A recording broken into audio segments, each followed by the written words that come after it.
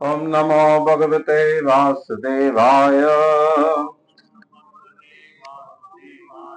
ओम नमो भगवते वासुदेवाय। ओम नमो भगवते वासुदेवाय।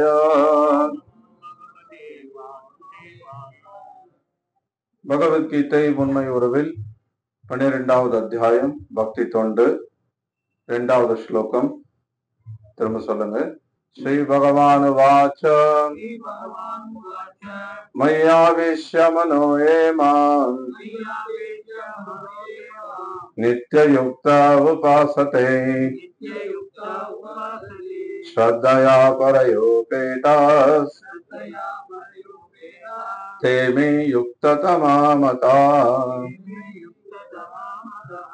மொழிபெயர்ப்பும் பொருளுரையும் வழங்கியவர் அகில உலக கிருஷ்ண பக்தி இயக்கத்தின் ஸ்தாபக ஆச்சாரியர் தெய்வ திரு பக்தி வேதாந்த சுவாமி ஸ்ரீல பிரபுபாதர். மொழிபெயர்ப்பு. புருஷோத்தமரான முழுமுதற் கடவுள் கூறினார், எனது தனிப்பட்ட உருவின் மீது மனதை நிலைநிறுத்தி திவ்யமான நம்பிக்கையுடன் எப்போதும் எனது வழிபாட்டில் ஈடுபட்டிருப்பவர்கள் மிகவும் பக்குவமானவர்களாக என்னால் கருதப்படுகிறார்கள். பொருளுரை. எவனொருவன் தனது தனிப்பட்ட உருவத்தின் மீது மனதை நிலைநிறுத்தி பக்தியுடனும் நம்பிக்கையுடனும் தன்னை வழிபடுகின்றானோ அவனை யோகத்தில் மிகவும் சிறந்தவனாக கருதப்பட வேண்டும் என்று கிருஷ்ணர் மிக தெளிவாக அர்ஜுனனின் கேள்விக்கு இங்கு விடையளிக்கின்றார். இத்தகு கிருஷ்ண உணர்வில் இருப்பவனுக்கு ஜட செயல்கள் எதுவும் கிடையாது. ஏனெனில் அனைத்தும் கிருஷ்ணருக்காக செய்யப்படுகின்றன. தூய பக்தன் சதா சர்வ காலமும் செயலில் ஈடுபட்டுள்ளான். சில நேரங்களில் அவன் ஜபம் செய்கின்றான், சில நேரங்களில் கிருஷ்ணரை பற்றிய நூல்களை படிக்கவோ கேட்கவோ செய்கின்றான், சில நேரங்களில் பிரசாதம் சமைக்கின்றான், சில நேரங்களில் கிருஷ்ணருக்காக ஏதேனும் வாங்குவதற்கு சந்தைக்கு செல்கின்றான், சில நேரங்களில் கோயிலை தூய்மை செய்கின்றான், பாத்திரங்களை கழுவுகின்றான். இவ்வாறாக அவன் எதை செய்தாலும் சரி, தனது செயல்களை கிருஷ்ணருக்கென அர்ப்பணிக்காமல் நொடி பொழுதையும் கழிப்பதில்லை. இத்தகு செயல் பூரண சமாதியில் இருப்பதாகும். நம ஓம் விஷ்ணு பாதாய கிருஷ்ண பிரேஷ்டாய புத்தலே ஸ்ரீமதே பக்தி விகாச சுவாமி ஜனமே. நம ஓம் விஷ்ணு பாதாய கிருஷ்ண பிரேஷ்டாய புத்தலே ஸ்ரீமதே பக்தி வேதாந்த சுவாமி ஜனமே. நமஸ்தே சரஸ்வதி தேவே கௌரவாணி ஆச்சார்ய निर्विशेष शून्यवादी पाश्चात्य देशता. जय श्री कृष्ण चैतन्य प्रभु नित्यानंद श्री अद्वैत गदाधर श्रीवासादि गौर भक्तवृंद. हरे कृष्णा कृष्णा कृष्णा हरे हरे, हरे राम राम राम हरे हरे. हरे कृष्णा. இங்கே பகவத்கீதை 12வது அத்தியாயம் பக்தி தொண்டு. போன வாரம் தொடங்கி முதல் ஸ்லோகத்தை கேட்டீங்க. இன்னைக்கு 2வது ஸ்லோகம் கேட்கிறோம். முதல் ஸ்லோகத்துல அர்ஜுனன் கேள்வி பல இடங்கள்ல இதுக்கு முன்னாடி நம்ம பார்த்த மாதிரி இந்த அத்தியாயத்தின் ஆரம்பத்திலையும் அர்ஜுனன் கேள்வி கேட்கிறான். என்ன கேட்கிறான்? மிகவும் பக்குவமானவர்களாக கருதப்படுபவர்கள் யார்? எப்போதும் உமது பக்தி தொண்டில் முறையாக ஈடுபட்டிருப்பவர்களா அல்லது தோன்றாத அருவ பிரம்மனை வழிபடுபவர்களா? இப்போ அர்ஜுனுடைய இந்த கேள்விக்கு காரணம் என்ன அப்படின்னு நம்ம பார்த்தோம்னா, ஆரம்பத்துல இருந்து இப்ப பகவத்கீதை நம்ம 11 அத்தியாயம் கேட்டு இப்ப 12வது அத்தியாயம் தொடக்கத்துல இருக்கோம். இது வரைக்கும் கேட்டதுல பல இடங்கள்ல கிருஷ்ணர் பலவிதமான வழிமுறைகளை நமக்கு சொல்லியிருக்கிறார். 3வது அத்தியாயத்துல தேவர்கள் வழிபாட்டை பற்றி கூட குறிப்பிட்டிருக்கிறார். அதுக்கப்புறம் 5வது அத்தியாயத்துல கிருஷ்ண உணர்வில் செயல் எப்படி செயல்படுறது. 6வது அத்தியாயத்தினுடைய இறுதியில யோகினாம் அப்படி சர்வேஷாம் மத்ததே அந்தராத்மனா பஜதே யோமாம் பிரேமி உத்தமா மதா. இருக்கிறதுலே மிகச்சிறந்த யோகி, என்னுடைய நினைவிலேயே எப்ப இருக்கக்கூடிய பக்தி யோகி அப்படின்னு சொல்றார். 7வது அத்தியாயம் வரும்போது 4 விதமான நல்லோர்கள் என்னை அணுகுகிறார்கள். சதுர்விதா பஜந்தேமா. ஞான சுக்கிரத்தின் அர்ச்சனம். அர்த்தோ அர்த்தார்த்தி ஞானி சபலதர்ஷப அப்படிங்கிறார். இதுல 4 விதமானவர்கள்ல அர்த்தா அர்த்தாத்தி அப்படின்னா பணம் வேணும்னு அல்லது ஏதாவது பொருள் வேணும், செல்வம் வேணும்னு விரும்பக்கூடியவர்கள், அல்லது ஏதாவது பிரச்சனையிலிருந்து விடுபடணும், கஷ்டத்திலிருந்து விடுபடணும், வியாதியிலிருந்து குணமாகணும், இந்த பிரச்சனையிலிருந்து விடுபடணும், அதுல இருந்து விடுபடணும்னு பகவானை அணுகக்கூடியவர்கள் தான் பெரும்பாலானவர்கள். ஜிக்யாசு அப்படின்னா கேள்வி ஞானம் உடையவர்கள், உண்மையை தெரிஞ்சுக்க விருப்பப்படக்கூடியவர்கள். அடுத்தது ஞானி. இந்த 4 பேர்ல இந்த ஞானி தான் சிறந்தவர்கள் இந்த 4 பேர்ல அப்படிங்கிறார். சோ இதெல்லாம் கேட்கும்போது இப்போ முந்தைய அத்தியாயத்துல 11வது அத்தியாயத்துல பார்த்தோம்னா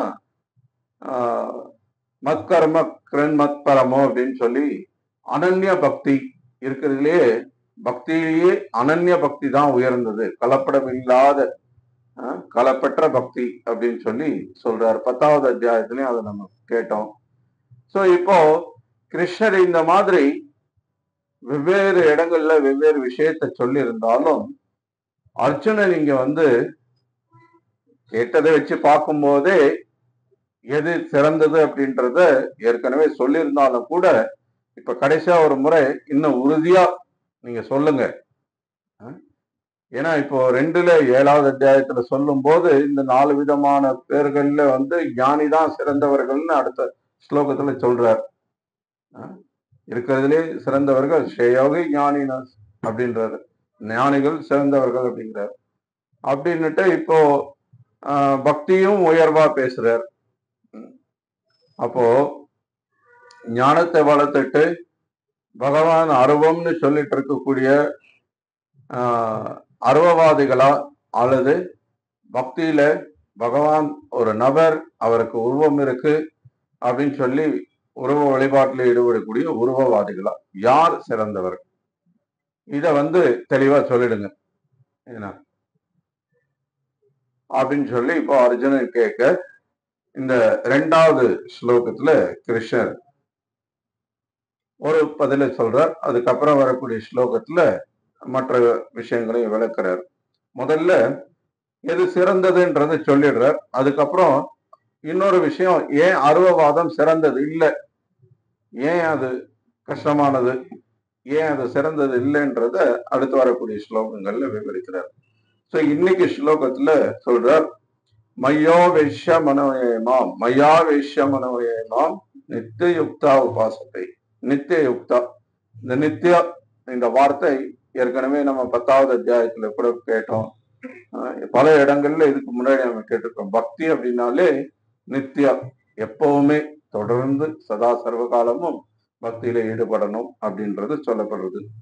நித்திய யுக்தா உபாசத்தை ஸ்ரத்தையா பரயோபேத. ஸ்ரத்தையா நம்பிக்கை, இது ரொம்ப முக்கியமான ஒரு விஷயம் பக்தியில. நம்பிக்கை அப்படின்றது எந்த அளவுக்கு நமக்கு நம்பிக்கை உறுதியோட இருக்கோ அந்த அளவுக்கு இந்த பக்தியில நம்மளால முன்னேற்றம் அடைய முடியும். இந்த பக்தியினுடைய வளர்ச்சின்றது நம்ம நம்பிக்கையை பலப்படுத்துறது தான். சோ இந்த பக்தி அப்படின்னு எடுத்துக்கும் போது இதுல பல முறை நம்ம இங்க பேசியிருக்கோம். சில ரூப கோஸ்வாமி பக்தி ரசாமிருத சிந்துல பக்தியினுடைய வெவ்வேறு நிலைகளை விவரிக்கிறார். அதோ ஸ்ரத்தா சாது சங்கா பஜன கிரியா அனர்த்த நிவர்த்தி நிஷ்டா ருச்சி ஆசக்தி பாவ பிரேமா அப்படின்ற 9 நிலைகள்.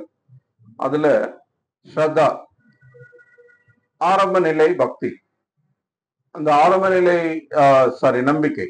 ஆரம்ப நிலை நம்பிக்கை. ஆரம்ப நிலை நம்பிக்கை எப்படிப்பட்டது அப்படின்னா ரொம்ப பலமானது கிடையாது, சாஸ்திரபூர்வமான அறிவு கிடையாது. யாராவது ஏதாவது சொன்னாங்கன்னா நம்ம குழம்பி போறதுக்கு வாய்ப்புகள் இருக்கு. ஆரம்ப நிலை நம்பிக்கை எப்படின்னா பக்தர்களை பார்த்தாவோ ஏதோ நல்லது பண்ற மாதிரி தெரியுது, ஏதோ பகவத்கீதை பேசுறாங்க, பகவான் நாமத்தை பாடுறாங்க, பிரசாதம் கொடுக்குறாங்க அப்படின்னு பக்தர்கள் மேல ஒரு ஈர்ப்பு, ஒரு நம்பிக்கை. சரி, இவங்க பக்தி தொண்டில் ஈடுபடுறாங்க, ஏதாவது நல்லது நமக்கு 4 வார்த்தை சொல்லுவாங்க அப்படின்ற ஒரு எதிர்பார்ப்போட நம்ம பக்தர்களை அணுகிறோம்.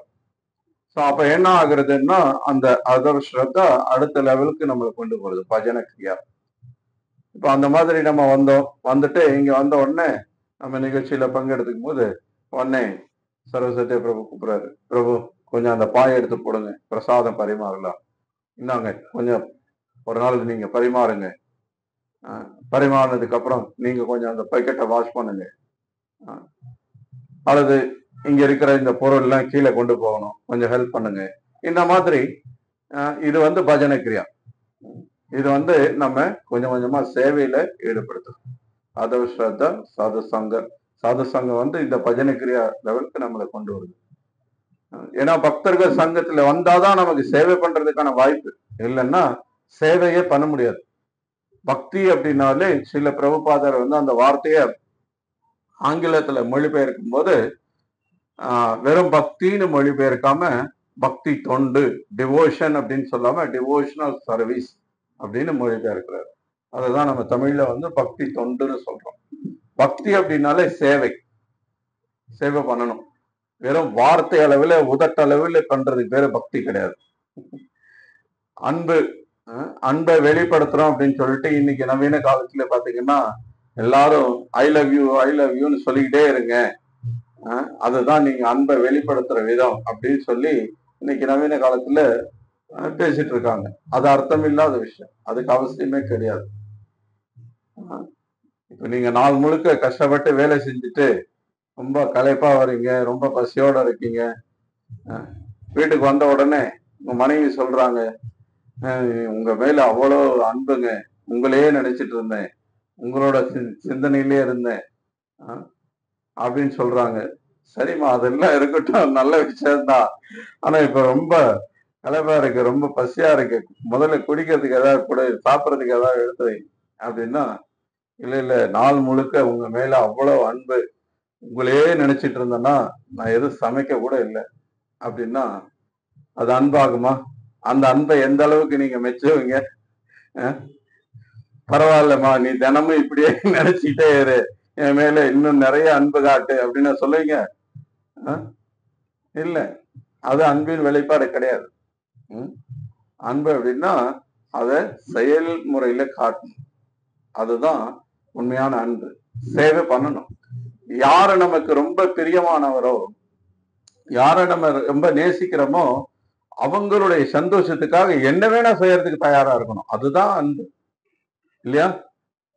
நிறைய சினிமாலாம் பார்த்துருப்பீங்க, சினிமால இல்ல நிஜத்திலேயே நடக்கிறது. ஏன்னா சில சமயத்துல ஒருத்தன் இன்னும் ஒரு பொண்ணை காதலிப்பான், அந்த பொண்ணு கல்யாணம் பண்ணிக்க முடியலன்ன உடனே கையை அறுத்துக்கிறான், எங்கேயோ பல விதங்கள்ல தற்கொலை பண்ணிக்கிறதுக்கு முயற்சிக்கிறான். எத்தனை விதமான முட்டாள்தனமான செயல்களை செய்யறத நம்ம பாக்குறோம். அப்கோர்ஸ் அது வெறும் ஒரு உடல் இன்னொரு உடலை பார்த்து ஈர்க்கப்படுற ஒரு காம பயப்பட்ட நிலை, அது உண்மையிலேயே அன்பின் வெளிப்பாடு கிடையாது. ஆனா உண்மையிலேயே அன்பை வெளிப்படுத்துற விதமும் எப்படின்னா, நம்ம நேசிக்கக்கூடியவங்களுக்காக எதையும் செய்ய தயாரா இருக்கும். ஸோ பக்தியிலையும் அதே மாதிரிதான். பக்தர்கள் பகவானை ஒரு விஷயம் சந்தோஷப்படுத்துறது அப்படின்னா அதை எதா இருந்தாலும் அதை செய்யறதுக்கு அவங்க தயங்குறது கிடையாது. தன்னுடைய சௌகரியம், தன்னுடைய விருப்பம், அது எல்லாமே அவங்களுக்கு அப்படி ஒரு விஷயமே கிடையாது. எல்லாத்தையும் அவங்க பகவானுடைய விருப்பம், பகவானுடைய சந்தோஷம்ன்றதை மட்டும்தான் முன்னிறுத்துறாங்க. அதுதான் பக்தி. ஸோ அப்படிப்பட்ட அந்த பக்தியினுடைய பெருமைகளை பகவத்கீதையில பல இடங்கள்ல சொல்லப்பட்டிருக்கு. இங்கேயும் இந்த ஸ்லோகத்திலையும் அந்த முழுமையான நம்பிக்கையோடு இருக்கக்கூடிய அந்த பக்தியை சொல்றார். ஸோ சாது சங்கத்துக்கு நம்ம சேவை பண்ணி அதுக்கப்புறம் சேவை செய்யும் போது என்ன ஆகுதுன்னா, நம்முடைய இதயத்துல இருக்கக்கூடிய கலங்கங்கள்லாம் நிவர்த்தி ஆகுது. அனர்த்த நிவர்த்தி. அனர்த்த நிவர்த்தி அப்படின்றது தேவையில்லாத விஷயங்கள், காமம், குரோதம், லோபம், மோக, மதம், மத்சரியம், இந்த மாதிரியான தேவையில்லாத விஷயங்கள் நம்ம இதயத்துல நிறைய இருக்கு. அதை எல்லாத்தையும் சுத்தப்படுத்துறது தான் அனர்த்த நிவர்த்தி. இந்த அனர்த்த நிவர்த்தி நிலையை கடக்கிறது கொஞ்சம் நிறைய பிரயத்தனம் பண்ணும். நம்ம ரொம்ப முயற்சி எடுக்கணும். கான்சியஸா நம்ம தெரிஞ்சே நம்ம வந்து இது தவறு அப்படின்னு அதை தவிர்க்கணும். இது செய்யக்கூடாதது அப்படின்னு தெரிஞ்சதுன்னா அதை தவிர்க்கணும். யாரும் பார்க்கல அதனால பரவாயில்ல. யாரும் பார்த்துட்டு இருக்காங்கன்னா அப்ப வந்து அதை நம்ம தவிர்த்துக்கலாம். 4 பேர் முன்னாடி இருக்கும்போது நம்ம செய்யக்கூடாது. ஆனா தனியா இருக்கும்போது இப்பதான் யாரும் பார்க்கலையே அப்படின்னு செஞ்சோம்னா அப்போ அனர்த்தம் நிவர்த்தி ஆகாது. அனர்த்தங்கள் சேர்ந்துட்டு தான் இருக்கும். அல்லது நம்ம அனர்த்தத்தை நிவர்த்தி பண்ணணும், தேவையில்லாத விஷயங்களை தூக்கி எறியணும்ன்றதுக்கு பதிலா இன்னும் சேர்த்துக்கிட்டே இருக்கிறதுக்கு ஆசைப்பட்டுட்டு இருக்கோம் அப்படின்னா அப்பவும் அது நிவர்த்தி ஆகாது. சேர்க்க முடியலன்னா கூட வெறும் ஆசையை வளர்த்துட்டு இருந்தாவே போதும், அது சுத்தமாகாது. அதுவே நம்மளை வந்து கலங்கப்படுத்திட்டே இருக்கும். ஏன்னா எல்லாருக்கும் எல்லா சமயத்திலும் ஆசைப்பட்டதெல்லாம் சேர்த்துட முடியாது. ஆனா அந்த ஆசையை மட்டும் குறைக்கவே மாட்டாங்க, ஆசையை மட்டும் அதிகரிச்சுட்டே போயிட்டு இருப்பாங்க. அப்ப அதுவும் வந்து நம்மள பக்தியில முன்னேறதுக்கு அனுமதிக்காது, அது பெரிய தடையாயிடும். ஸோ அதனால இந்த அனர்த்த நிவர்த்தி நிலையை கடந்துட்டோம் அப்படின்னா அதுக்கப்புறம் ஒரு ஸ்டெடி வரும். இப்ப வந்து பாத்தீங்கன்னா நம்ம கிட்ட ஸ்டெடி இருக்காது. ஒரு நாள் உற்சாகமா இருப்போம், உட்காந்து 2 மணி நேரம் 3 மணி நேரம் கூட புத்தகம் பகவத்கீதை எடுத்தா படிப்போம். அடுத்த நாள் பாத்தீங்கன்னா புத்தகத்தையே தொடர்றதுக்கு மனசு வராது. 1000 காரணம் நம்மகிட்ட இருக்கும். இன்னைக்கு ரொம்ப களைப்பா இருக்கும், நிறைய வேலை செஞ்சுட்டோம், ரொம்ப பிஸியா இருக்கும், நிறைய வேலை இருக்கு, அங்க போகணும், அதை பண்ணணும், இதை பண்ணணும், எதையோ ஒரு காரணம் சொல்லி அதை தவிர்க்க பாக்குறோம். ஒரு நாள் ஜெபமாலை எடுத்து உட்கார்ந்தா 16 மாலை ஜெபம் பண்ணி முடிக்கிறோம். இன்னொரு நாள் 7 தான் பண்ணிருக்கிறோமா, இன்னும் 9 மாலை இருக்கு அப்படின்னு அந்த கவுண்டிங் பீட்ஸை வந்து ஜெபமாலை விட அதிகமா கவுண்ட் பண்ண ஆரம்பிச்சிடுறோம். இந்த மாதிரி ஒரு நாள் மேலே, ஒரு நாள் கீழே, ஒரு நாள் இங்க, ஒரு நாள் இங்க, இப்படி இந்த ஒரு நிலையில்லாத பயிற்சி இப்ப நம்மகிட்ட இருக்கிறது. பெரும்பாலும் நம்ம பக்தர்கள் அப்படிதான் இருக்கும். இந்த நிலையை கடந்து வந்தாதான் நிஷ்டை, உறுதியான நிலை. அதுக்கப்புறம் ருச்சி கிடைக்கும். அந்த நிலையான பயிற்சி செய்யும் போதுதான் நமக்கு அதுல சுவை கிடைக்கும். அந்த சுவை கிடைச்சது அப்படின்னா அதுல ஆசக்தி, அது மேல இன்னும் கொஞ்சம் பற்று வளரும். அதுக்கப்புறம் பாவம், அந்த உணர்வுகள், இந்த பக்தியினால நமக்கு கிடைக்கக்கூடிய அந்த உன்னத நிலை, பிரேமையினுடைய முந்தைய நிலை. அது பிரேமைன்றது இருக்கிறதுலே மிக உயர்ந்தது. சோ இந்த மாதிரி இந்த பக்தியினுடைய வெவ்வேறு நிலைகளை ரொம்ப விலாவரியா பக்தி ரசாமிர்த சிந்துல ரூப கோஸ்வாமி விவரிச்சிருக்காரு. பிரபுபாதர் பல இடங்கள்ல அதை பத்தி மற்ற புத்தகங்கள்லயும் பேசியிருக்கிறாரு, உபன்யாசங்கள்லயும் பேசியிருக்கிறாரு. சோ இப்போ இதுல இந்த நம்பிக்கை அப்படின்றது ரொம்ப ரொம்ப சக்தி வாய்ந்த ஒரு விஷயமாக நமக்கு விளக்கப்பட்டிருக்கு. எந்த அளவுக்கு சக்தி வாய்ந்தது அப்படின்னா ஒரு பெரிய மலையை கூட நகர்த்திட முடியும். நமக்கு நம்பிக்கைன்றது ஒரு கடுகளவு இருந்தா கூட போதும் அப்படின்னு சொல்லப்படுது. ஒரு பக்தர் வந்து மேற்கோள் காட்டினார், வந்து பைபிள்ல கூட வந்து ஒரு விஷயம் சொல்லப்பட்டிருக்கு. அதாவது ஒரு சிறிய அளவு நம்பிக்கை, ஒரு கடுகளவு நம்பிக்கை இருந்தா கூட அது வந்து ஒரு பெரிய மலையவே நீங்க நகர்த்தி கடல்ல கொண்டு போய் தள்ளிட முடியும். அந்த அளவுக்கு நம்பிக்கைன்றது ரொம்ப சக்தி வாய்ந்தது அப்படின்னு சொல்லப்பட்டிருக்கிறதா. சோ அந்த அளவுக்கு இந்த நம்பிக்கை அப்படின்றது ரொம்ப பலம் வாய்ந்தது.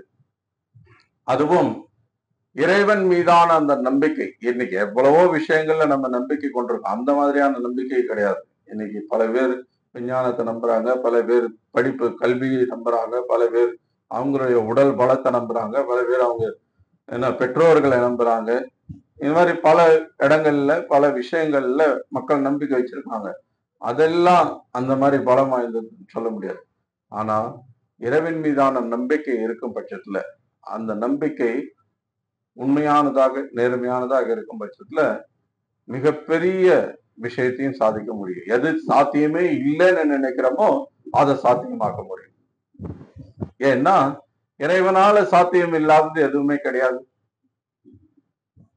எப்போ நம்ம இறைவன் மீது அசைக்க முடியாத நம்பிக்கை வச்சிருக்கிறோமோ அப்போ அந்த நம்பிக்கைக்காக பகவான் என்ன வேணா சாத்தியப்படுத்தி கொடுக்கிறாரு நமக்கு. இப்போ சாதாரணமா நீங்க பிரபுபாதரை நம்ம பல முறை உதாரணம் காட்டுறது உண்டு, இன்னைக்கும் ரொம்ப பொருத்தமான உதாரணமா இருக்கும். எத்தனை பேர் நீங்க வரலாறுல இந்த மாதிரி ஒரு 70 வயதான ஒரு முதியவர் என்ன ஒரு நாட்டில இருந்து இன்னொரு நாட்டுக்கு பயணம் செய்யறதுக்கான வசதி கூட இல்லாம அந்த கப்பல் முதலாளி கிட்ட போய் என்ன மன்றாடி கேட்டு அவரோட பயணச்சீட்டை வந்து அவங்க சரின்னு சொல்லி கொடுக்க அந்த கப்பல்ல வந்து ரொம்ப சிரமப்பட்டு பயணம் பண்ணி இடையில 2 முறை மாரடைப்பு வந்து அதையும் கடந்து அமெரிக்காவுக்கு வெளிநாட்டுல வந்து இடது பக்கம் போறதா வலது பக்கம் போறதான்னு கூட தெரியல இறங்கிடுது. அப்படி ஒரு ஒரு சூழ்நிலையை எதிர்கொண்டு சிரமப்பட்டு இந்த இஸ்கான் அப்படின்ற ஒரு இயக்கத்தை தொடங்குறதுக்கே வந்து ஒரு வருட காலம் ஆச்சு. அதுக்கப்புறம் ஒரு 10-11 வருஷத்துல 76ல இந்த இயக்கம் ரெஜிஸ்டர் பண்ணப்பட்டது. 77 நவம்பர் பிரபுபாதர் இந்த உலகத்தை விட்டு பிரிஞ்சார். அந்த 11 வருஷ காலத்துல உலகம் முழுக்க 14 முறை பயணம் பண்ணி 108 இஸ்கான் ஹரே கிருஷ்ணா மையங்களை நிர்மாணம் செஞ்சு என்ன எஸ்டாப்ளிஷ் பண்ணி பல ஆயிரக்கணக்கான பக்தர்களை உருவாக்கி, பக்தர்கள்னா இன்னைக்கு எத்தனையோ இந்த போலிசாமியார்கள் எல்லாம் சீடர்களை சேர்க்கிறாங்களோ அந்த மாதிரி சும்மா காசை வாங்கிட்டு சீடர்களை சேர்க்கிற விஷயம் கிடையாது. என்ன மாமிசம் சாப்பிடக்கூடாது, சூதாடக்கூடாது, போதை பழக்கம் கூடாது, தகாத பாலுறவு கூடாது, தினசரி குறைஞ்சபட்சம் 16 சொட்டுக்கள் ஹரே கிருஷ்ணா மந்திரம் ஜபம் பண்ணணும், சினிமா, டிவி, சிகரெட், ஏன்னா இந்த மாதிரி அரசியல் எந்த விஷயமும் கூடாது பௌத்திகமானது அப்படின்னா, அதுவும் அமெரிக்கா ஐரோப்பால எல்லாம் அது இல்லாம அவங்களுக்கு வாழ்க்கை இது இல்லாம எப்படி வாழ முடியும்? இதுதான் எல்லாமே அவங்களுக்கு. இது இல்லாத வாழ்க்கையை அவங்களால கற்பனை கூட பண்ணி பார்த்திருக்க முடியாது. ஆனா அப்படிப்பட்ட ஒரு வாழ்க்கையிலையும் அவங்களுக்கு சுவையை ஏற்படுத்தி கொடுக்க முடிஞ்சது இவரால. இன்னைக்கு எத்தனையோ பேர் பெரிய இசை கலைஞர்கள், நடன கலைஞர்கள், விளையாட்டு வீரர்கள்லாம் இளைஞர்களை ஈர்க்கிறாங்க. ஆனா அவங்க எல்லாம் இளமையா இருக்காங்க, உடல் ஏன்னா அழகா இருக்கு, அவங்க வந்து பல திறமைகளை கொண்டு வச்சிருக்காங்க, பண பலம் இருக்கு. ஆனா பிரபுபாதர் சொல்ற, நான் வயசானவன், நான் அழகா இல்லை, என்கிட்ட பணம் கிடையாது, உங்ககிட்ட பணத்தை கொடுத்து லஞ்சம் கொடுத்து வந்து என் கூட சேருங்கன்னு கூப்பிடுறதுக்கு, மாறாக உங்ககிட்ட இருக்கிறது எல்லாத்தையும் நான் பிடுங்கிக்கிறேன், வேற என்ன வச்சிருக்கீங்களா கொடுங்கன்னு சொல்லி வாங்கிக்கிறேன். சோ எப்படி அது சாத்தியமாச்சு? எப்படி இது இந்த மாதிரி வரலாறுல எத்தனை பேர் நீங்க கேட்டிருக்கீங்க? இந்த வயசுல ஒருத்தர் இவ்வளவு பெரிய சாதனையை செய்ய முடியும் அப்படின்றத எங்க பார்த்திருக்கீங்க சொல்லுங்க. ஒருத்தரை நீங்க பார்க்க முடியாது. எப்படி இதெல்லாம் சாத்தியமாச்சு? பிரபுபாதர் கப்பல்ல பயணம் பண்ணும்போது ஒரு பாடல் எழுதுறார். அந்த பாடல்ல வந்து சொல்றார், பகவானே நீங்க எதுக்காக இந்த நரகத்துக்கு என்ன கொண்டு போறீங்கன்னு எனக்கு தெரியல, உங்களுடைய நோக்கம் என்னவா இருக்குன்னு எனக்கு சரியா தெரியல. இருந்தாலும் என்னுடைய குருவோட வார்த்தைகள் மீதும் பக்தி சித்தாந்த சரஸ்வதி தாக்கூர் கொடுத்த அந்த கட்டளை மீதும் உங்களுடைய திருநாமத்தின் மீதும் எனக்கு இருக்கக்கூடிய அந்த நம்பிக்கை உங்க விருப்பத்தை பூர்த்தி செய்யும் நினைக்கிறேன். அதுக்கு நான் என்ன சொல்ல வரணும் அந்த விஷயத்த இந்த மக்கள் புரிஞ்சுக்கிற அளவுக்கு அவங்களுக்கு அந்த தன்மையை ஏற்படுத்தி கொடுங்கன்னு சொல்லி பகவான்கிட்ட பிரார்த்திக்கிறார் அந்த பாடல்ல. அவ்வளவுதான். சில பிரபுபாதரை பத்தி சில பிரபுபாதருடைய ஆன்மீக சகோதரர் ஒரு முறை ஒரு கருத்து சொல்றார். அதுக்கு முன்னாடி பிரபுபாதருடைய ஆன்மீக சகோதரர்களே சில பேர் வந்து மேற்கத்திய நாட்டுல போய் வந்து பிரச்சாரம் செய்ய முயற்சி செய்து அதுல வெற்றி பெறாம திரும்பி வந்துட்டாங்க. அவங்களால அதுல சாதிக்க முடியல. அது ரெண்டாவது அவங்களால சமாளிக்கவே முடியல, அங்க இருக்கவே முடியல. ஆனால் திரும்பி வந்துட்டாங்க. இந்தியாவில இருந்து அதுக்கு முன்னாடி இன்னும் பல வேற இயக்கத்தை சேர்ந்த பேரளவிலான ஆன்மீகவாதிகளும் பல பேர் போயிருக்காங்க. அவங்களும் ஒன்றும் பெருசா சாதிக்கல. ஆனா பிரபுபாதர் வந்து எப்படி சாதிக்க முடிஞ்சதுன்னு கேட்ட போது அந்த பிரபுபாதருடைய ஆன்மீக சகோதரர் ஒருத்தர் சொல்றார், ஏன்னா பிரபுபாதர்கிட்ட பக்தி வேதாந்த சுவாமி கிட்ட வந்து அந்த நம்பிக்கை பகவானுடைய நாமத்தின் மீதும் குருவோட கட்டளையின் மீதும் அசைக்க முடியாத நம்பிக்கை அவருக்கு இருந்தது. ஏன்னா சைத்தன்ய மகாபிரபு சொல்லியிருக்கிறார், பிருத்திவிதே ஆச்சே இத்தன் அகராதிக்கிறான் சர்வத்திர பிரச்சார கொள்கை நான். இந்த பகவானுடைய நாம கீர்த்தனம் ஒவ்வொரு நகரங்கள்லயும் ஒவ்வொரு கிராமங்கள்லயும் உச்சரிக்கப்படும், பகவானுடைய நாம கீர்த்தனம் நடக்கும் அப்படின்னு 500 வருஷத்துக்கு முன்னாடியே சைத்தன்ய மகாபிரபு தீர்க்க தரிசனமா சொல்லியிருக்கிறார். எப்படி அவர் சொன்னது நடக்காம போகும்? சோ பிரபுபாதருக்கு அதுல நம்பிக்கை இருந்தது. சைத்தன்ய மகாபிரபு அவருடைய ஒரு சேனாபதி பக்தரா என்ன அது ஒரு கருவியா பயன்படுத்திக்க முடிஞ்சதுன்னா ஏன் கூடாது? இப்ப குருக்ஷேத்திர போர்ல அர்ஜுனன் வந்து கௌரவர்களை எதிர்த்து சண்டை போட்டு வீழ்றதுன்றது வந்து சாதாரண விஷயம் கிடையாது.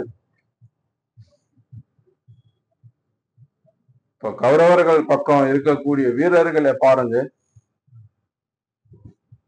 கர்ணன் அர்ஜுனனுக்கு இணையான ஒரு வீரன், இன்னும் திறமசாலின்னு கூட சொல்லலாம். பீஷ்மர், துரோணர், கிருபாச்சாரியர் இவங்க எல்லாம் தோல்வின்னா என்னன்னே தெரியாதவர்கள்.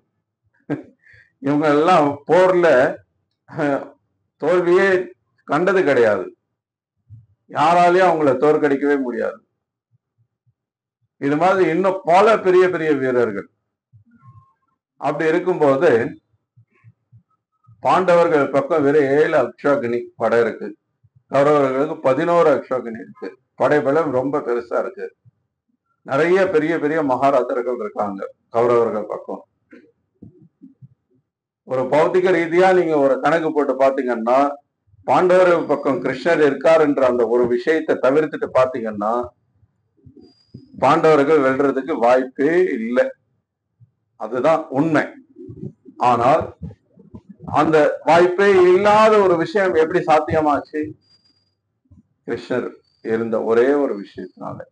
கிருஷ்ணர் மீது பாண்டவர்களுக்கு இருந்த அந்த அசைக்க முடியாத அந்த நம்பிக்கை.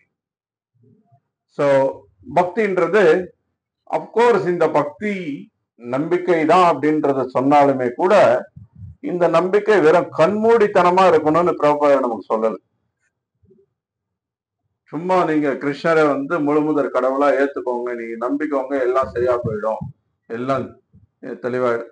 ஓகே, அது கண்மூடித்தனமா நம்பினாலுமே கூட பிகாஸ் அது உண்மைன்றதுனால நம்ம எதையும் இழக்க போறது கிடையாது. அதனால பலன் தான் அடைய போறோம், லாபம் தான் அடைய போறோம். கண்மூடித்தனமா நம்பினாலுமே கூட, நம்ம சாஸ்திரம் படிக்கல, எதையும் அனுபவபூர்வமா நம்ம உணரலைன்னாலுமே கூட கண்மூடித்தனமா பக்தர்கள் சொல்றாங்கன்றதுக்காக ஒரு விஷயத்த செய்யறோம் அப்படின்னா அதனாலையும் பலன் அடையதான் போறோம். ஏன்னா அது உண்மையான விஷயம். அப்படி இல்லாம நீங்க கண்மூடித்தனமா நம்பல, இல்லை எனக்கு இதுக்கு நிரூபணம் வேணும், இதுக்கு பிரமாணம் வேணும், இதுக்கு சாஸ்திர பிரமாணம் வேணும் அப்படின்னு நீங்க விஞ்ஞான பூர்வமா இதை தெரிஞ்சுக்கணும் அப்படின்னு நினைச்சாலும் அதுக்கும் வழி இருக்கு. பிரபுபாதர் வந்து பல முறை அமெரிக்காவில உபன்யாசம் கொடுக்கும்போது அந்த விஷயத்தை சொல்ல, நீங்க தத்துவபூர்வமா புரிஞ்சுக்கணுமா, நிறைய புத்தகங்கள் இருக்கு. ஸ்ரீமத் பாகவதம், சைத்தன்ய சரிதாமிர்தம், பகவத்கீதை, பக்தர சாமரசம், இந்த மாதிரி 80க்கும் மேற்பட்ட புத்தகங்களை நம்ம கொடுத்துருக்கோம். படிங்க. படிச்சு அதுல இருக்கிற விஷயங்கள் உண்மைதான் அப்படின்றத நீங்க உணரலைன்னா அதுக்கப்புறம் நம்ம பேசலாம். நீங்க படிங்க, படிச்சுட்டு அது உண்மைன்னு தெரிஞ்ச நீங்க ஏன் அதை பின்பற்றக்கூடாது? சோ பல முறை ஆரம்ப காலங்கள்ல வந்து இந்த இஸ்கான் இயக்கம் பக்தர்கள் மீது நிறைய புகார் எல்லாம் வந்தது. என்னன்னா பக்தர்கள் இது மாதிரி வெளியில வீதியில வந்து கீர்த்தனம் பண்ணி பகவானுடைய நாம சங்கீர்த்தனத்தை நகரங்கள்ல பண்ணும்போது அது ரொம்ப தொந்தரவா இருக்குன்னு சொல்லி பல இடங்கள்ல புகார் பண்ணாங்க. அந்த வழக்கு வந்து நீதிமன்றம் வரைக்கும் வந்தது. ஒரு முறை நீதிமன்றத்துல வந்து வழக்கு நடந்துட்டு இருக்கும்போது பிரபுபாதர் சொல்றார், நீங்க அந்த நீதிபதி கிட்ட சொல்லுங்க, நீங்க வந்து இந்த புத்தகங்களை கொடுத்து இந்த புத்தகங்களை படிங்க, படிச்சு நீங்க அந்த புத்தகத்தை படிச்சதுக்கு அப்புறம் இந்த இயக்கம் எப்படிப்பட்ட ஒரு இயக்கம், நம்ம செய்யற இந்த நாம சங்கீர்த்தனம் வந்து எந்த அளவுக்கு இந்த சமூகத்துக்கு நன்மையுடையது அப்படின்றத நீங்க புரிஞ்சுக்குவீங்க. புரிஞ்சுக்கிட்டதுக்கு அப்புறம் நீங்க தீர்ப்பு சொல்லுங்க. நீங்க என்ன தீர்ப்பு கொடுத்தாலும் அதை ஏத்துக்கிறேன்னு சொல்லுங்க அப்படின்னா. ஏன்னா பிரபுபாதர் 100% நம்பினார். இந்த புத்தகத்தை படிச்சதுக்கு அப்புறம் கண்டிப்பா இந்த இயக்கத்துக்கு எதிரான எந்த ஒரு தீர்ப்பையும் எந்த நீதிபதியும் கொடுக்க முடியாது.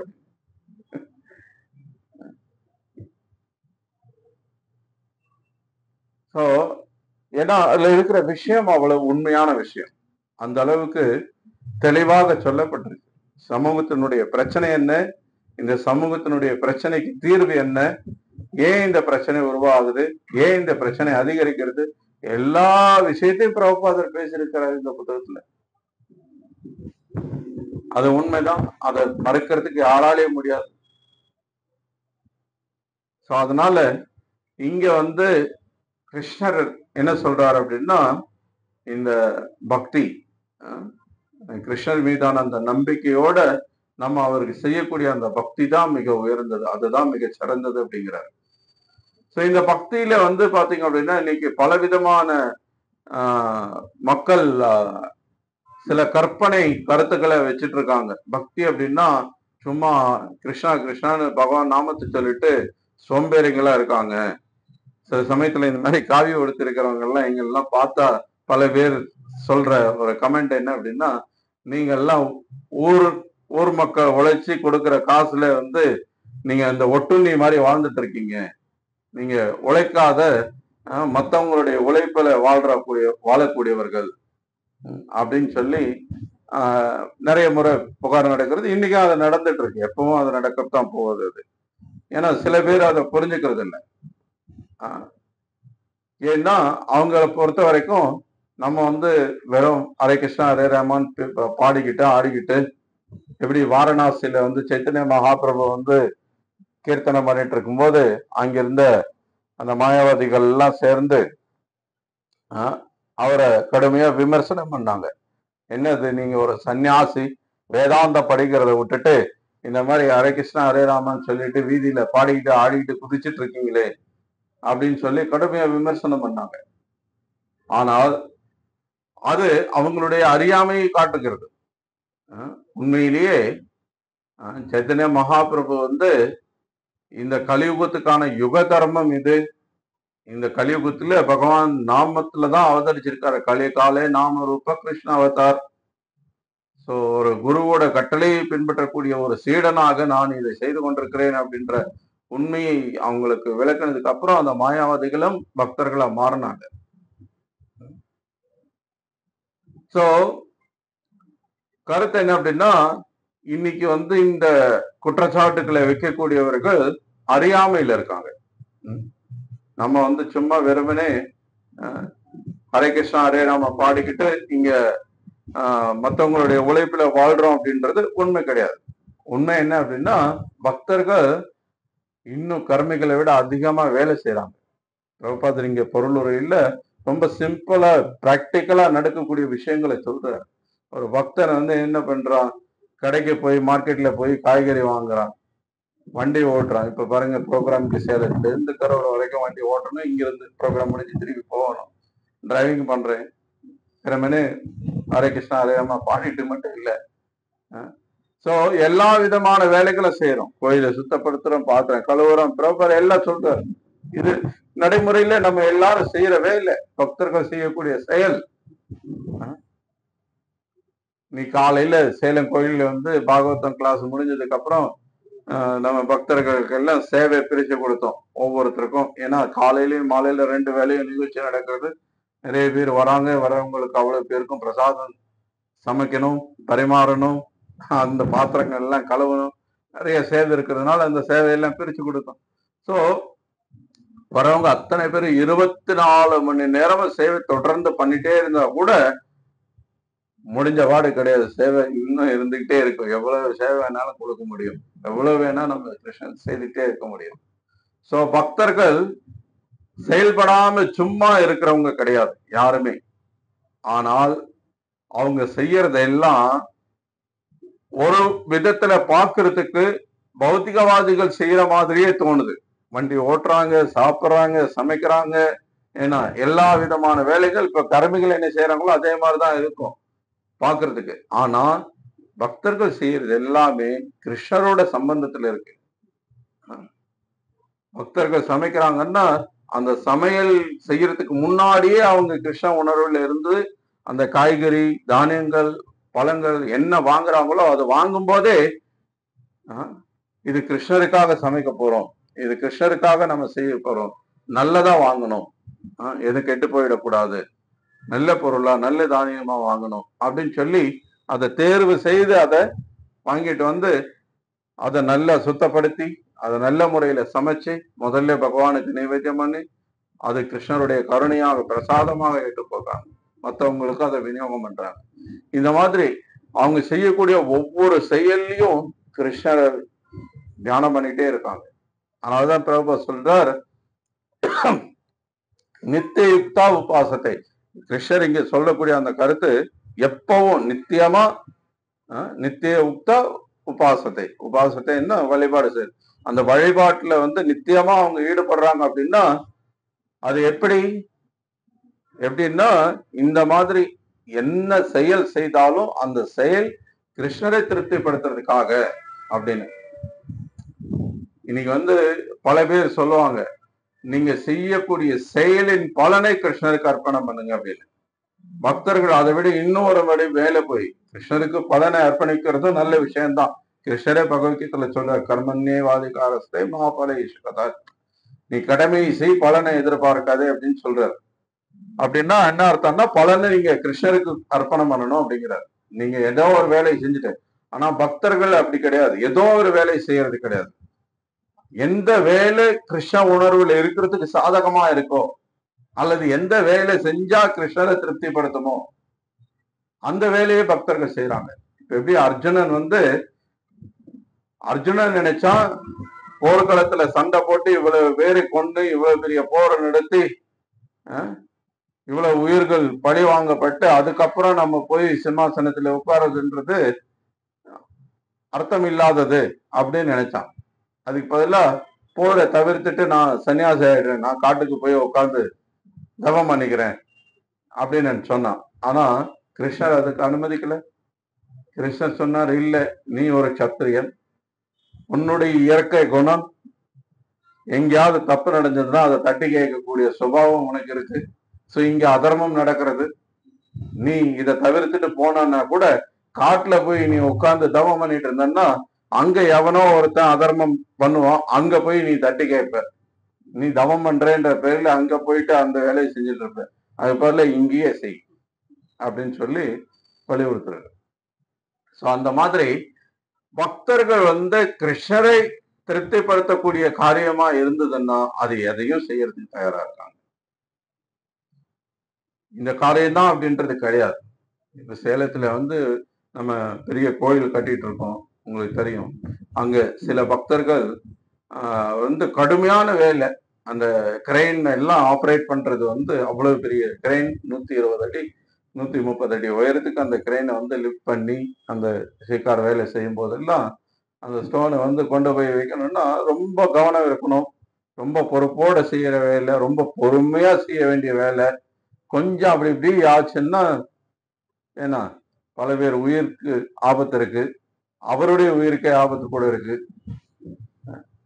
ஆனா இதெல்லாம் யார் பண்றாங்க? இதை பத்தின எந்த அனுபவமே இல்லாம இருந்தும் கூட கிருஷ்ண சேவைக்காக அவங்க கத்துக்கிட்டு அதை செஞ்சுட்டு இருக்காங்க இப்ப இத்தனை வருஷமா. அவ்வளவு பெரிய பெரிய கற்களை வந்து ஒவ்வொரு முறையும் மெஷின் தான் வச்சு கிரெயின் தான் வச்சு நம்ம தூக்குறோம் அப்படின்னாலும் கூட அதுக்கு அந்த செயினை போட்டு அதை லிஃப்ட் பண்ணி அதை இறக்கி வைக்கிறதுன்றது அவ்வளவு ஈஸியான வேலை கிடையாது. கொஞ்சம் கவன சிதறல் இருந்தது அப்படின்னா முடிஞ்சு போச்சு, கை காலெல்லாம் அப்படியே சட்னி ஆயிடும். என்ன அவ்வளவு வெயிட் இருக்கு ஒவ்வொரு கல்லும். சோ அவ்வளவு ஆபத்தான வேலையும் கூட பக்தர்கள் செய்யறதுக்கு தயாரா இருக்காங்க. ஏன் செய்யணும்? இப்போ அவங்களுடைய சம்பாத்தியத்துக்காக அவங்களுடைய குடும்பத்துக்காக நீங்க அந்த பக்தர்கள் எல்லாம் அந்த வேலையை செய்ய சொன்னீங்கன்னா ஒருத்தர் செய்ய மாட்டாங்க. இது போல நான் வேற ஏதாவது வேலையை பார்த்துக்கிறேன், இன்னும் கொஞ்சம் சிம்பிளான வேலை அப்படின்ட்டு போயிடுவாங்க. அதுக்கு அவங்களுக்கு அவசியமே கிடையாது. பணம் சம்பாதிக்கிறதுக்காக அப்படின்னா அவங்க வேற எத்தனையோ வேலை செஞ்சிட முடியும். ஏன்னா இந்த வேலை குருவை திருப்திப்படுத்துது, கிருஷ்ணரை திருப்திப்படுத்துது. ஸோ அதனால அவங்க எந்த வேலையும் செய்யறதுக்கு தயாரா இருக்காங்க. ஸோ ஒரு விதத்துல சொல்லணும்னா கருமிகளை விட அதிகமா உழைக்கக்கூடியவர்கள் பக்தர்கள் தான். அதிகாலையில 4 மணிக்கு முன்னாடியே எழுந்து ராத்திரி 10 மணி வரைக்கும் அவங்க தொடர்ந்து சேவையில ஈடுபட்டுட்டே இருக்காங்க. ஒன்னே பகவானுடைய நாமத்தை சொல்றாங்க, பிரபுபாதர் இங்க பொருளுரை சொல்ற மாதிரி, அல்லது பாகவதம் பகவத்கீதை கேட்கறாங்க, படிக்கிறாங்க, அல்லது ஏதோ ஒரு விதமான சேவையில தன்னை ஈடுபடுத்திட்டே இருக்காங்க ஃபுல் டே. இன்னும் சொல்லணும்னா இன்னும் ரொம்ப முன்னேறிய பக்தர்கள்லாம் இப்ப பிரபுபாதர் மாதிரியான ஒரு தூய வைஷ்ணவர்கள் ஆச்சாரியர்கள்லாம் இன்னும் அந்த உறக்க நேரத்தை கூட குறைச்சிக்கிறாங்க. இப்ப கோஸ்வாமிகளை பத்தி எல்லாம் நம்ம படிக்கும்போது பார்த்தோம்னா அவங்களுடைய உறக்க நேரம் பாத்தீங்கன்னா 2 மணி நேரம். 24 மணி நேரத்துல 2 மணி நேரம் தான் இரவுல அவங்க ஓய்வு எடுக்கிறாங்க. மீதி 22 மணி நேரமும் அவங்க பகவான் சேவையில ஈடுபடுறாங்க. சில பிரபுபாதர் அந்த வயதான காலத்திலையும் கூட அவ்வளவு பயணம் செய்து, இவ்வளவு புத்தகங்கள் எழுதி, இவ்வளவு பிரச்சாரத்துல ஈடுபட்டு, இத்தனை பக்தர்களை சந்திச்சு பல விதமான சேவையில ஈடுபட்டும் கூட அவர் சலிக்காம சேவையில ஈடுபட்டுட்டே இருந்தார். அதிகபட்சம் பிரபுபாதர் ஒரு 3 மணி நேரம் தூங்கிட்டு இருந்தார். அவ்வளவுதான். இரவு ஒரு 10 மணிக்கு படுத்தாருன்னா அல்லது 9 மணிக்கு படுத்தாருன்னா ஒரு 12 மணிக்கெல்லாம் எழுந்துச்சிட்டாருன்னா ராத்திரி ஃபுல்லா பாகவதம் மொழிபெயர்ப்பு பண்ணுவார்.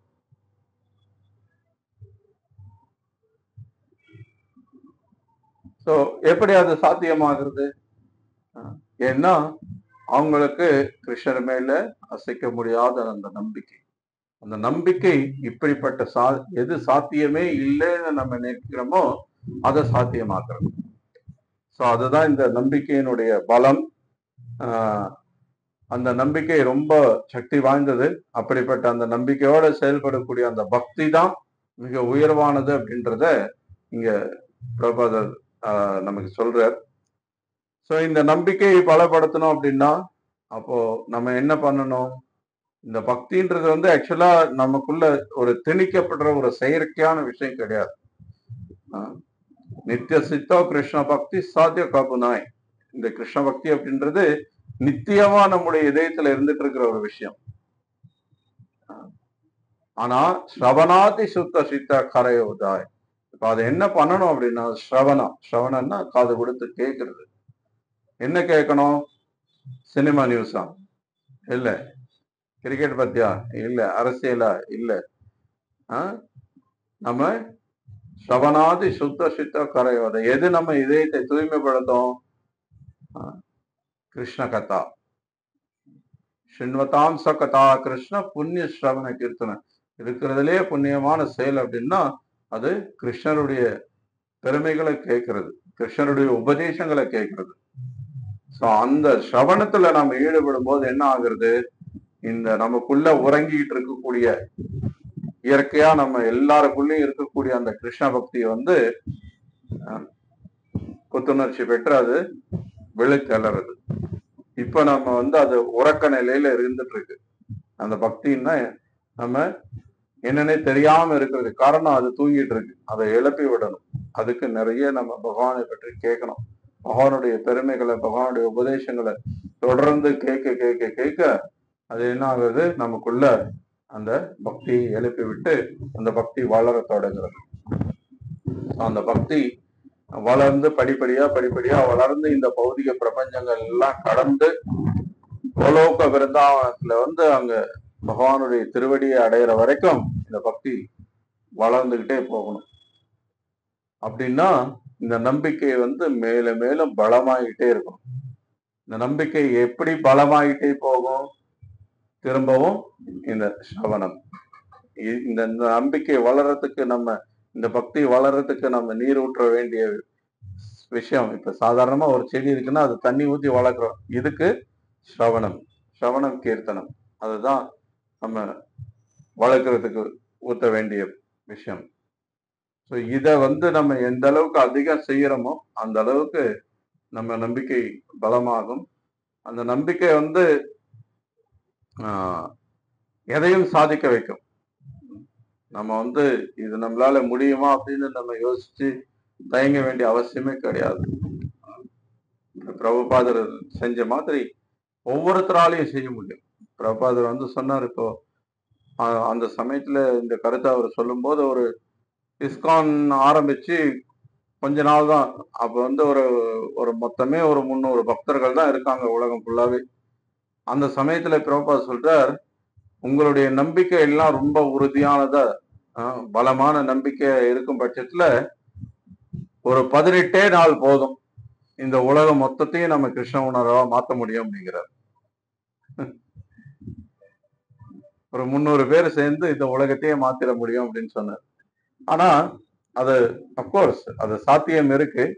ஆனா அதுக்கு அந்த அளவுக்கு இப்ப பிரபுபாதர் இப்போ ஒரு நபரால இவ்வளவு சாத்தியம் பண்ண முடிஞ்சது அப்படின்னா, அப்ப அவர் மாதிரி நம்ம பல பேர் இருக்கோம் அப்படின்னா அப்ப எவ்வளவு சாத்தியமாகும் யோசிச்சு பாருங்க. ஸோ அப்ப என்ன பண்ணணும்? பிரபுபாதருக்கு இருந்த மாதிரி நம்முடைய நம்பிக்கையை நம்ம பலப்படுத்தணும், உறுதிப்படுத்தணும். அது இந்த ஸ்ரவணம், கீர்த்தனம், விஷ்ணு ஸ்மரணம், இந்த பக்தி தொண்டுல ஈடுபட அந்த செயல்கள், எந்த செயல்கள் கிருஷ்ணரை திருப்திப்படுத்துமோ அதை மட்டுமே செய்யறதுக்கு நம்ம முயற்சிக்கணும். எது பக்திக்கு பாதகமானதோ அதை தவிர்க்க முயற்சிக்கணும். அனுகூல்யன்னு கிருஷ்ணான செய்யணும். அதுதான் உத்தம பக்தி நமக்கு கொடுக்கும். பிரதிகூலமான செயல்களை தவிர்க்கவும் முயற்சிக்கணும். அது ரொம்ப முக்கியம்.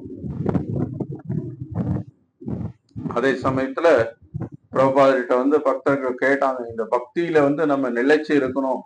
ஏன்னா பல முறை நம்ம பாக்குறோம், பக்தர்கள் பயிற்சி பண்றாங்க, 6 மாசம் இருக்காங்க, 1 வருஷம் இருக்காங்க, அப்புறம் திடீர்னு காணாம போயிடுறாங்க. அல்லது சில சமயத்துல 2 வருஷம், 3 வருஷம், 5 வருஷம், 10 வருஷம், 30 வருஷம், 40 வருஷம் பயிற்சி பண்ணவங்க கூட திடீர்னு ஒரு நாள் காணாம போயிடுறாங்க. ஸோ அந்த மாதிரி சமயத்துல பிரபுபாதர்கிட்ட ஒரு பக்தர் கேள்வி கேட்கிறார், பக்தியில ஒருத்தர் நிலைச்சு இருக்கணும்னா என்ன பண்ணணும்? அப்ப பிரபுபாதர் ரொம்ப சிம்பிளா சொல்றாரு, ரொம்ப ஆச்சரியமான ஒரு பதிலும் கூட. என்ன அப்படின்னா, இந்த பௌதிக உலகம் நிலை இல்லாதது, இது துன்பகரமானது, இங்க நம்ம அனுபவிக்க முடியாது, இங்க இன்பம் கிடையாது. இந்த விஷயத்தை நீங்க முழுசா நம்பணும். இதுதான் உண்மை. இதை நீங்க நம்புற வரைக்கும் இதுக்கான, அதாவது இந்த உலகத்துல நம்ம அனுபவிக்கலாம், நம்ம சௌகரியமா இருக்கலாம், இன்னும் கொஞ்சம் நம்ம கம்ஃபர்டபுள் ஆக்கிக்கலாம் அப்படின்னு நினைச்சு அதுக்கான முயற்சியில நீங்க ஈடுபடுற வரைக்கும் பக்தியில முன்னேற்றம்ன்றது இருக்காதுங்கிறது. இந்த உலகத்தை நம்ம சரி பண்ண முயற்சித்தாலோ அல்லது நம்மளை சௌகரியப்படுத்திக்க முயற்சித்தாலோ, நம்ம இங்க சந்தோஷமா இருக்கிறதுக்கு முயற்சித்தாலோ, அப்போ நம்ம ஒரு பக்கம் நெருப்பையும் மூட்டி இன்னொரு பக்கம் தண்ணியையும் ஊத்திட்டு இருக்கோம்னு அர்த்தம். என்ன வரும்? மிஞ்சி போனா கொஞ்சம் புகை வரும். புகை வந்ததுன்னா இன்னும் வேதனை தான். நெருப்பெல்லாம் எரியாது. நெருப்பு எரிஞ்சாதான் ஏதாவது சமைக்க முடியும், அப்பதான் ஏதாவது சாப்பிட முடியும், அப்பதான் வாழ முடியும். பிரபுபாதர் சொல்றாரு, நீங்க வெறும் புகையை வச்சு 300 வருஷத்துக்கு சமைச்சா கூட ஒன்றும் வராது அப்படிங்கிறாரு.